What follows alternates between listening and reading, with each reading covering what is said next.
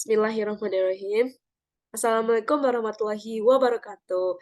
Hai semuanya, selamat pagi ataupun siang dan malam. Perkenalkan dulu, saya Ilma Novia Ramadhani dari kelas 2A D3 Akuntansi dengan NIM 2201072018. Nah, di video kali ini Ilma akan jelasin mengenai lembaga perbankan untuk memenuhi tugas pada mata kuliah perbankan. Sebelum mengetahui perbankan lebih jauh, eee, Ilma akan jelasin, apa sih itu bank? Kalian mau nggak sih kerja di bank, jadi bankir gitu? Apalagi kan kita dengan background jurusan akuntansi, pasti mengharapkan hal yang sama. Baiklah, bank itu merupakan badan usaha yang menghimpun dana dari masyarakat dalam bentuk simpanan dan menyalurkannya kepada masyarakat dalam bentuk kredit ataupun bentuk-bentuk lainnya dalam rangka meningkatkan taraf hidup rakyat banyak.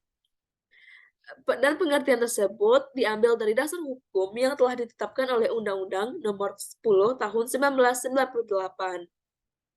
Nah, selanjutnya teman-teman semua udah tahu nih apa itu bank, tapi kita perlu tahu bagaimana sih bank itu terbentuk, siapa sih pelopornya, bagaimana sih ada suatu bank, di suatu negara tersebut.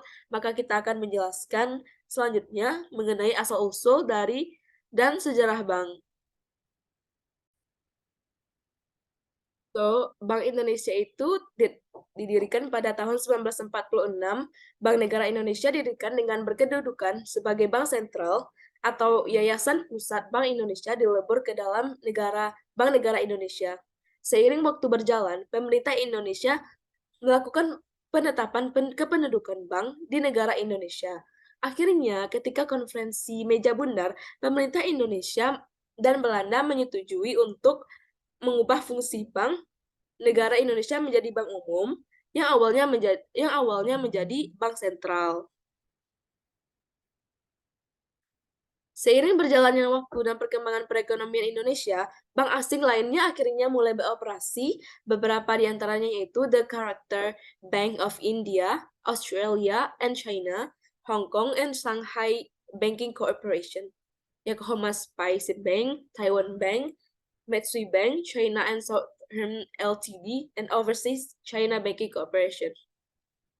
Nah, menjelang Perang Dunia Kedua, Hindia Belanda melikuidasi 3 bank Jepang yang beroperasi pada saat itu. Namun, ketika Jepang menguasai Asia Pasifik, bank-bank Belanda, Inggris, dan beberapa bank China dilikuidasi oleh pihak Jepang, dan saat itu Jepang hanya ingin mengendalikan seluruh keuangan pada satu bank. Bank tersebut adalah Bank Rakyat Indonesia atau bank kita dahulunya, teman-teman, dan bank ini dioperasikan oleh Putra Indonesia.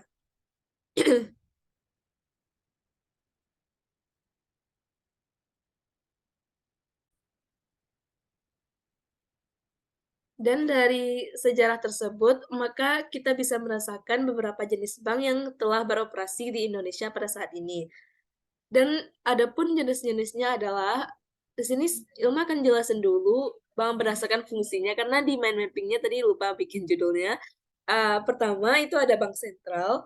Bank sentral ini merupakan bank yang bertanggung jawab atas kebijakan moneter dalam negeri untuk menjaga stabilitas dan nilai mata uang negara, dan bank sentral juga mempunyai tanggung jawab dalam hal mengatur serta mengawasi perbankan lain agar bisa membatasi adanya risiko nih, kayak krisis sistematik, kayak pelonjakan inflasi, dan berbagai macam hal lainnya.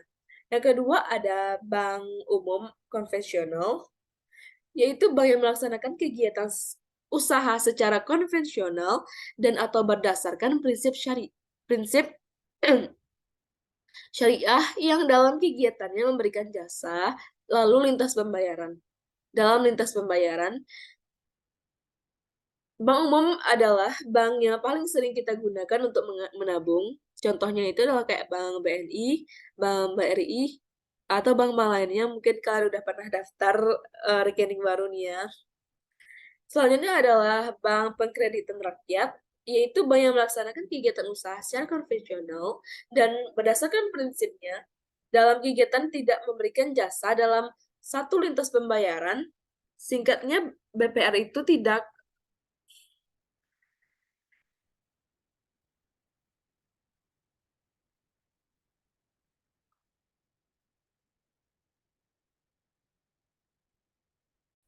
Tidak tidak hanya menghimpun suatu dana, tapi juga mengumpulkannya dan memberikan jaminan kepada para nasabah. Selanjutnya ada bank pembiayaan rakyat syariah. Bank ini merupakan bank yang memiliki prinsip syariah, tapi penghitungannya tetap seperti dengan bank-bank lainnya. Namun, pada bank syariah memiliki prinsip-prinsip tertentu yang sangat berbeda dengan bank-bank pada umumnya. Dalam menjalankan kegiatan usahanya, dia tuh menerapkan prinsip-prinsip syariah dalam agama Islam.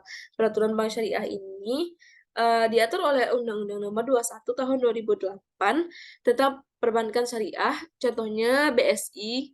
Dan BSI itu memang saya gunakan karena ibu saya berasal dari guru MTSN dan mereka juga mengikuti peraturan syariah-syariah yang ditetapkan oleh bank tersebut.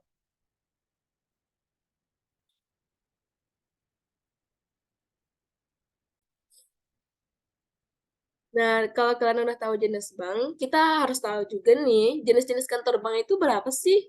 Kayak yang kalau kalian lihat di desa kalian itu kantor pusat atau kantor cabangnya. Jadi inilah jenis-jenis kantor bank yang umumnya ada di Indonesia. Pertama, kantor pusat, di mana kantor ini mengadakan semua kegiatan perencanaan sampai kepada pengawasan terhadap kantor ini. Setiap bank memiliki satu kantor pusat, dan kantor pusat tidak melakukan kegiatan operasional sebagaimana kantor bank lainnya. Namun, mengendalikan jalannya kebijaksanaan kantor pusat terhadap cabang-cabangnya. Selanjutnya itu ada kantor cabang. Kantor cabang penuh merupakan salah satu cabang yang memberikan jasa paling lengkap. Dengan kata lain, semua kegiatan perbankan ada di kantor cabang penuh, dan biasanya kantor cabang penuh membawahi kantor cabang pembantu. Setelah itu ada namanya kantor cabang pembantu,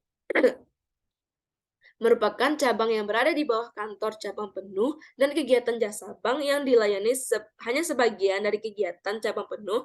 Perusahaan Perubahan status dari cabang pembantu ke cabang penuh memungkinkan apabila memang cabang tersebut sudah memenuhi kriteria sebagai cabang penuh dari kantor pusat. Selanjutnya bank yang paling kecil atau bank yang hanya mengurusi segala uh, urusan seperti teller atau kasir saja, itu dinamakan kantor kas. Kantor kas ini hanya melakukan sebagian kecil dari kegiatan perbankan yang berada di bawah kantor cabang pembantu dan kantor cabang penuh.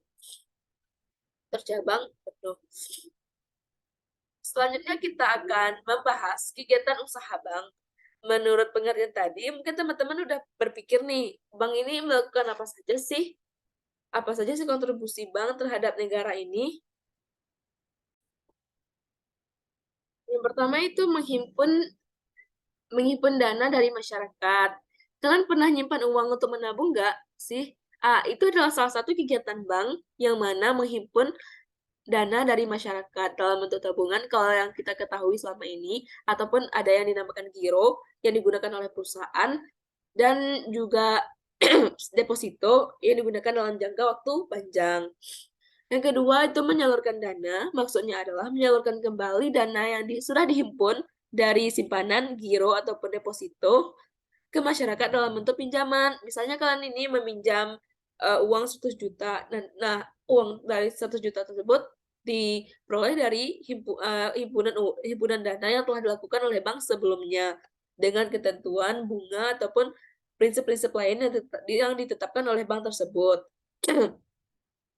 Yang ketiga tentunya menyediakan maaf, tentunya menyediakan layanan jasa bank seperti pengiriman uang, pembayaran listrik, air, pembelian top up payment, atau suatu kegiatan yang memerlukan transaksi yang dilakukan oleh bank. Kayak kita bayar UKT ke Bank Nagari itu merupakan layanan dari jasa bank tersebut. Oke, next kita akan bahas fungsi bank. Apa sih fungsi bank? Apakah sama dengan jenis usaha yang dilakukan oleh bank? Atau bagaimana ini? Ayo kita lihat.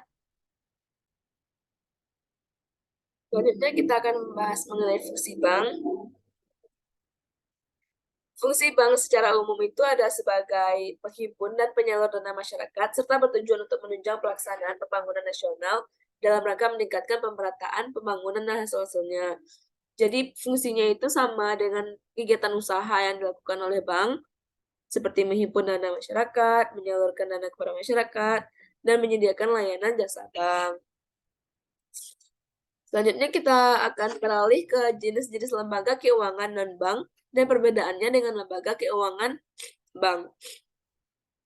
Kalian pasti pernah lihat ada bank yang berfungsi sebagai suatu lembaga memang lembaga bank dan yang non-bank. Jadi inilah bagannya.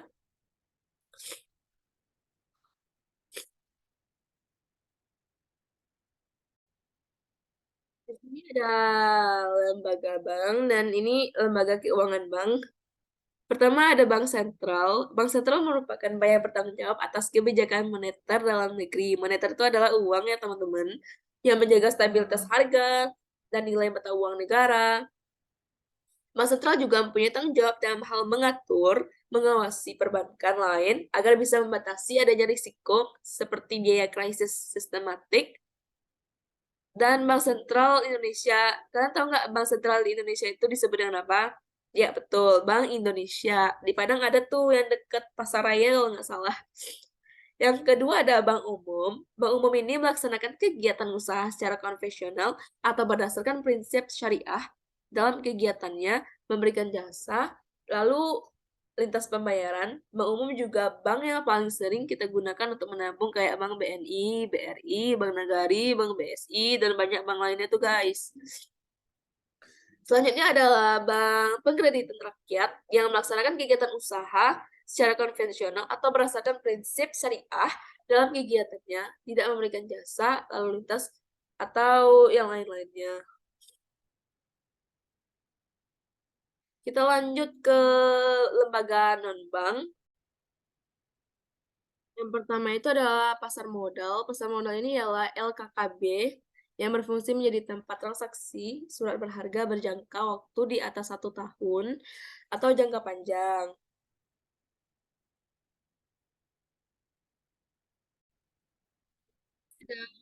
Ada pasar uang atau fales. Lembaga pasar uang ini merupakan tempat ideal yang ideal mendapatkan suatu investor. Maaf. Jenis aset dan transaksi Jenis aset yang ditransaksikan pada pasar uang mencakup surat berharga pasar uang ataupun SPBU atau sertifikat Bank Indonesia dan deposito.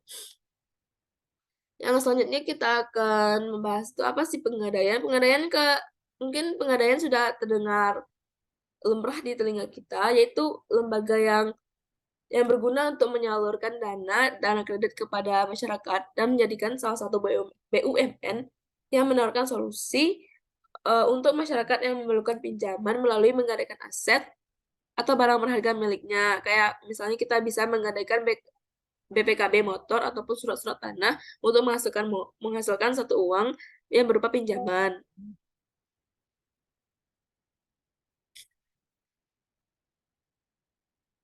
Yang kedua ada leasing. Leasing ini merupakan uh, perusahaan yang menawarkan layanan pembiayaan dengan basis kontrak atau bisa juga digabung dengan transaksi pembelian kredit. Layanan ini menyasar perseorangan atau perusahaan melalui pembiayaan dengan agunan.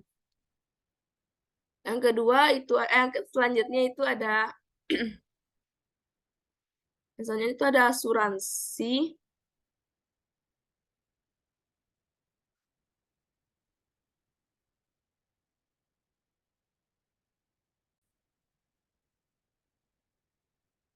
Perusahaan asuransi adalah perusahaan yang menawarkan perlindungan jika terjadi resiko masalah pada suatu pihak nasabah. Perusahaan asuransi mempunyai banyak jenis seperti asuransi kesehatan, jiwa pendidikan, kendaraan, perjalanan, dan lain sebagainya. Yang selanjutnya itu anjak piutang atau lembaga financial non-bank ini mempunyai peran pengambilan kredit sebuah perusahaan yang sedang terkendala pinjaman. Selain itu, factoring company juga bertugas. Factoring company itu adalah nama lain dari anjak piutang ya guys. Bertugas mengelola penjualan dari kredit kooperasi atau perusahaan yang membutuhkannya. Selanjutnya itu adalah modal Ventura. Saya juga baru pertama kali dengar. Menurut kalian modal Ventura itu apa sih? Atau yang bisa juga dikatakan sebagai venture capital, bisa juga disebut dengan modal Ventura. Perusahaan ini mendanai sebuah bisnis atau perusahaan berjangka waktu tertentu sesuai ketentuan terkait bentuk aktivitas yang dilakukan. Ventura capital ini disesuaikan dengan kesepakatan terkait pembagian hasil atau pembelian sahamnya. Selanjutnya ini dana pensiun. Siapa nih yang udah pernah merasakan dana pensiun? Ya pasti belum lah, kita kan masih muda. Yaitu layanan dana pensiun yang sesuai namanya saja menawarkan produk jaminan di hari tua.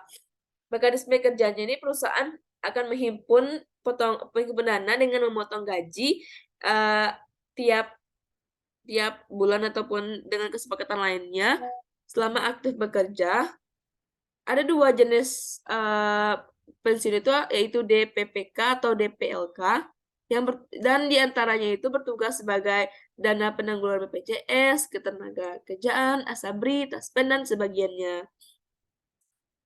Baiklah, sampai di situ dulu materi kita pada lembaga perbankan ini, dan selanjutnya kita akan bahas materi-materi yang lebih seru dan menarik lagi. Terima kasih sudah mendengarkan video ini. Sampai jumpa di lain waktu. Jangan lupa subscribe, like, dan komen videonya ya. Dadah. Assalamualaikum warahmatullahi wabarakatuh.